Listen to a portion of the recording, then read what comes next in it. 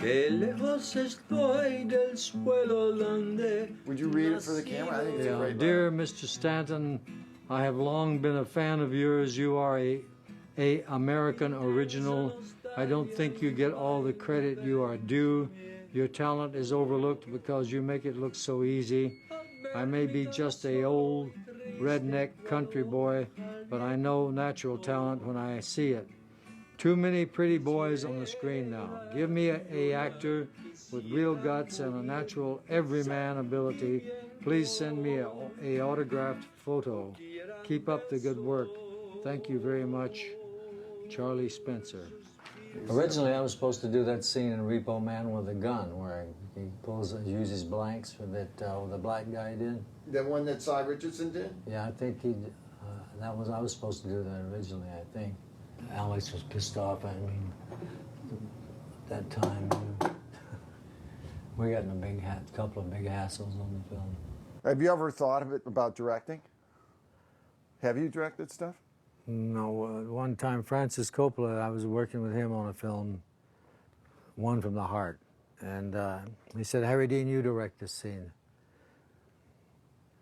No director of his stature or any director in my lifetime has ever said that. And I directed the scene. Fred Forrest and Terry Garr. You've done over 50 TV credits and over 100 film credits. Might be 170 now. I don't know. That was, I don't know him. Yeah. So it's a lot of work. It's a lot of longevity in a field where a lot of people don't have much longevity. Why do you think you have such longevity? Everything, as far as I'm concerned, everything is predestined. Everybody's scared shitless of that word, predestined. It's all predestined. This is predestined. We didn't know all this was going to go down today, and people generally cannot accept that. But that's part of the game that's being played too. Some people accept it. I accept it. Other people don't. So you don't think things in your life shape what's going to happen to you? Like you were in the Navy when you were like, what, maybe 19, 20 years old, something like that? Yeah, so. You were in World War II. Yeah. You don't think that changed your outlook on anything that has happened to you after that? Of course. Everything changed my outlook. Right. I mean, you did a lot of theater. You know, you were in New York. You know, what made you decide that you wanted to come to LA? Again, there's no answer to that. Don't you follow what I'm trying to say? Well, everybody wants an answer to why I did this, why all this happened. Ultimately, there's no answer to it. Everything happens the way it's going to happen. Nobody's in charge. It's all going to go down. Iraq, the war, Napoleon, serial killers, wars, all of it. You never know what's going to happen next.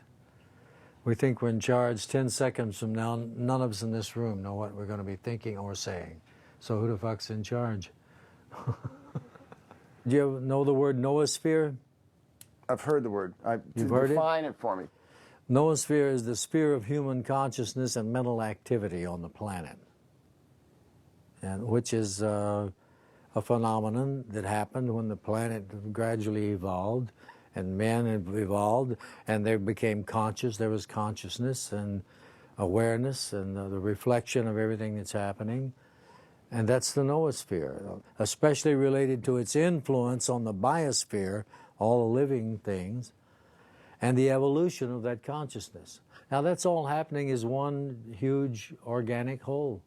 But is the noosphere a constant? It's constant until it goes. Right. Eventually the Earth's not going to be here, and at one time it wasn't here. Don't you get it? And it's all going to go. Well, that's kind of sounds like a nihilist cop-out in some ways. Total nihilism. What's wrong with that? Does nihilism excuse you from responsibility? What's nihilism? Well, what you pretty much just said, a belief that you're nothing. That you're nothing, that events are happening regardless of you. Ultimately, there is no individual you entity. That's an illusion, but that's part of the noosphere, the game that consciousness is playing on the planet. And again, I'm not sitting here trying to be all wise and pontificating and say, and my son, let me tell you, like that. There's a lot of enlightened guys around today, just as enlightened as Christ was, or Buddha, or any of them. There's a German guy, Eckhart Tolle. Yeah.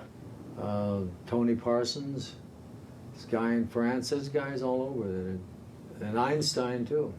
And Heisenberg, some of the atomic physicists, they arrived at the same point, that science can't solve the mystery of the universe.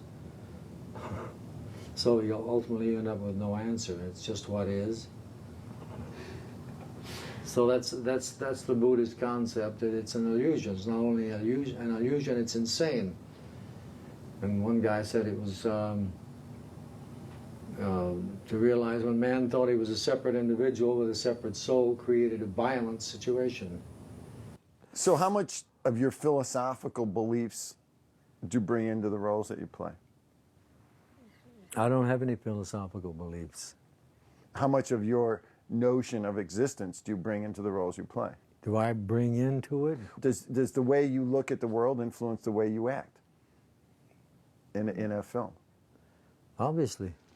You know, Harry, the ending of Repo Man, you say something. You go, I'd rather die on my feet than live on my knees. Live on my knees, yeah. Yeah. That was Emiliano Zapata. Zapata. Yeah. Did you do that a lot in films? Do you bring in your, general, all kinds of knowledge and try to infuse it into roles, like in lines? Yeah, when the opportunity presents itself, yeah. You work within a community. Is that community important to you in any way? Nothing's important, ultimately. So when a director tells you to do something that you feel is not truthful, can you do that? No. Why wouldn't you just say, okay, it doesn't really matter. It might make me look like a jerk, but so what? Well, all of this I'm talking about, nothing matters and everything, that's part of the game. I'm playing the game, but I know it's a game. Who are the greatest actors that have influenced you? Oh, Marlon, of course, And Marlon and I were good friends, too. We talked about all these things all the time for hours on the phone before he died. Marlon asked me once, he said, what do you think of me? And I said, I think you're nothing. He went, he knew what I was talking about. It was the whole Eastern concept. One guy phrased it, to realize you're nothing is wisdom. To realize you're everything is love, or pure intelligence, pure awareness. And ultimately that can be defined in words. It's beyond words, it's beyond consciousness. And that's a hard sell. But it's true. Do you spend a lot of time thinking about the roles you want to accept, or do you believe that it's just better, hey man, just throw yourself in the mix and work? I read the script. It depends on what the script has to say, the writing. Is it intelligent writing? Is the dialogue good? Is it believable? Is what the film's saying makes sense? What impact it's going to have on an audience? All of these things factor into what you want to do, what you want to do. Because I think I read somewhere too, in going through things, a quote by you saying that you had missed meetings and had not done things that you thought you could have done and made your career more successful. Oh yeah, I could be more richer and famous than I am. I have opportunities to, but somewhere at the time the decisions came up, I said no, and again, there's no answer to that. That's just the way Are there regrets for that? For a moment, but then I realized how totally useless that is. But that's the way things happen. Again, I'm not in charge of it. Everything evolves that way, and that's what is. But and I can't sit around and regret it. I might sit around and regret it, but that's part of the big picture too. I might not. Yeah, because you know what the other side of that quote was? What? The other side of the quote said that you said, yeah, but it would have taken a lot more of my time. Yeah, I didn't want to work 24 hours a day every day. That's why I've never directed. I could be a good director. It's too much work. I don't want to work. I wasn't geared. I wasn't genetically wired that way when I was born. All these decisions happened the way they happened. Would you be considered a difficult person to work with? Do you think directors consider you difficult or easy? If I'm right, I'll be difficult, yeah. I take a project because I trust the people I'm with, the director, the other actors, the writers, the script. Are they all talented? And if that's not there, then I don't want to be involved in it. So you had training. Your whole background was in theater. Do you think theater made you a more meticulous actor? Well, anybody can be a film actor. If you've got a good director and a good script, especially a good director. You can take a guy off the street and he'll be good at it. Who's the best director you've ever worked with?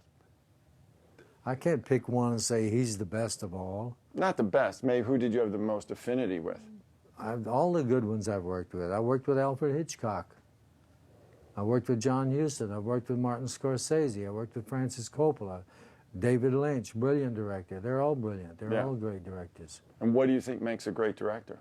If they know their job, if they know what they're doing, they have a vision, they have if they've got their shit together, you know. And have you ever worked with people who haven't had their shit together? Of course.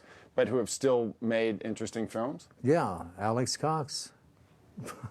I'm not attacking Alex. It's just we had differences, and he knows this. But that's, you know, these are just ego. This is ego, different, you know, conflicts. Do you look at yourself in a sage-like way at all? In certain situations, yeah. So you think you have... But it's a role. It's just a role, you know. But life's a role, right? Huh? Life's a role. You just said it's all a game. Yeah, it's all a movie. All of this here, all of this, all of us here, and the war in Iraq, the whole fucking thing. It's all a movie. Okay, now you. And it's in the can, and it's. It's not in the can. Oh yeah, it's in the fucking can, man. That's what you don't understand. You think you have some influence on it? You think you can save the world? I think you'd change some things. Yeah. No, that was written. It is written. But that makes it sound like the frickin' biblical. You sound like Pat Robertson when you talk like that. It is written. Pat Robertson, that idiot? I'm not saying that. I'm saying everything is going to happen the way it's going to happen. And you have nobody has anything to do with it. Don't you understand what So I'm you saying? don't think if we could have defeated Bush in the last election, this frickin' war might not have happened? That had to happen the way it happened. It all happens. Everything happens and nobody's in charge of it. Don't you get it? Have you procreated? Huh? Have you procreated? Procreated? Yeah. Why Well, is this? because I just think, what about future generations? Do you think in terms of future generations? No. Care less about future generations. You don't care what happens to people after this one? After you're gone, do you think anything makes any difference? I'm not responsible, no. Would you rather leave things better or worse?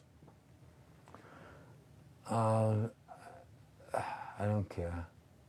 Ultimately, it's not up. There's no I that has anything to do with it. This is what you're not getting. So I care about everything, but I don't.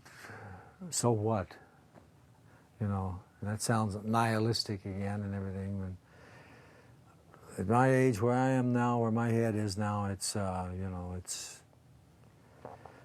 ultimately it's nothing. It's not important, and I don't say that in a negative sense. Ultimately, it's not important. It's all going to go. It's just a fucking dream, man, all of it. And it's not being cynical or nihilistic, or you can put all kind of labels on it, but it's just what is, and period. The guy who says, you know, row, row, row your boat gently down the stream, merrily, merrily, merrily, merrily, life is but a dream, and that's what it is to me. Let's play it, man.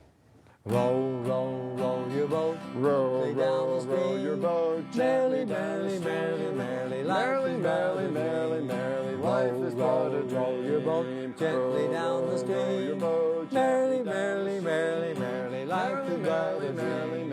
Life is but a dream. Row your boat gently down the stream, merrily, merrily, merrily, merrily, life is but a dream. So Harry, what are you doing now? What's I'm doing a series on the Mormons for HBO. Tom Hanks producing it, his company, called Big Love. It's about the Mormon polygamists. I'm playing a patriarch, 11 wives. The youngest one's 14 years old. Well, do you find it hard to play a believer? It's no harder than living than this is. It's all part of the game. It's all a game. It's all a movie. It's all a game. And there you are. So Harry, any thoughts about Repo Man? The fact that it's lived on this long, that this character, this everyman character that the people see in Bud, they so strongly relate to. Yeah, it was Alex's writing. It was his concept. But don't you think you bring an everyman quality to a lot of the roles that you play? I bring myself, whatever that is, and there was another quote I saw here. We were talking about Paris, Texas, and you said, I took the same approach as I would to any other part. I play myself as totally as I possibly can. Yeah. My own Harry Dean Stanton act. Yeah. What does that mean? You play, you mean you try to become as much of you as you can in the roles that you play? Of course. Who else can I be? I mean, you went from being Bud, and then a couple weeks later, you were Travis. Yeah, but every human being that watches Bud or Travis or Marlon Brando in a role or any actor in a role, every human being in the audience can identify with everything the guy's doing. Everybody's experienced everything, or at least thought about it, or felt what's going on the screen. It's all connected. There's nothing unusual about it. You have to be still and wait. Be still and know. It's on the wall up there. Be still and know. The ending of Repo Man, the fact that the kid transcends and you end up getting shot in the chest and laying in the, dying in the parking lot. Well, we don't know. Why did he transcend? Why didn't you go off? There you go again, man. You think there's an answer to that? Why didn't you get to go? That's the way life is. It's all a movie. It's in the can. It was written. It's the way it was written. Surrender to it. Roll your boat. Yeah, I've got a thing here. One little thing. I don't know what page it's on. It's a book on Marlon. His auction. They auctioned off all his stuff. I've got a quote in here. The tears I shed yesterday have become rain.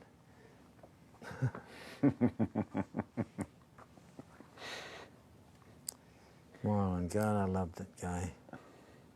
He was great. I like a quote that not many people have heard of Einstein's. He says, the new religion must be a cosmic religion. It should transcend personal God and avoid dogma and theology.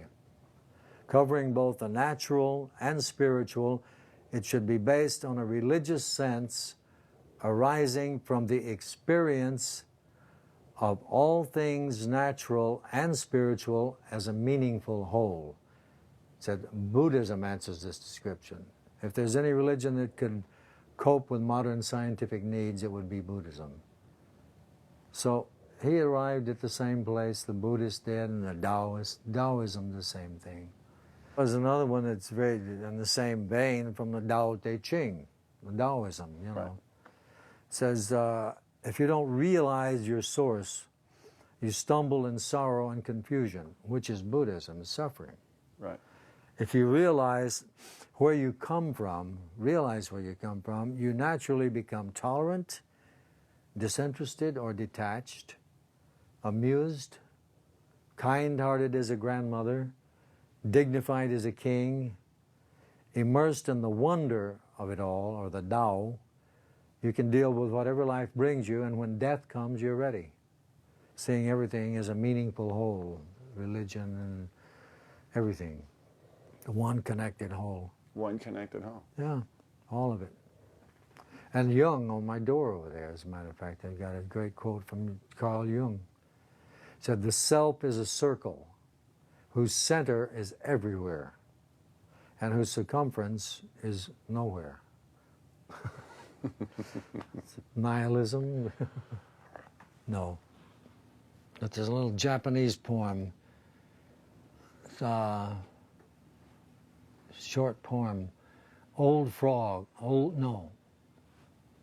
pond, frog jumps in, splash.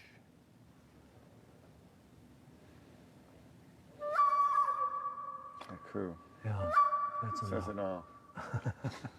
That's it. Harry? Okay, thank you, pal. Thank you, pal. Really appreciate it. I appreciate the time and the insights, man. Yeah. If you talk to Alex, tell him I love him, okay? I definitely will tell him that you love him. You guys made a great film together. Yeah, and it's still playing. It's still playing all the time. Ultimately, you have to say nothing's important. And that's not a negative point of view. It's just what is. Yeah. And everybody knows it. Everybody's aware of it. There's no corner on this market that I'm talking about. Christ was trying to say the same thing. We'll go back up down there. Yeah, back out into that driveway.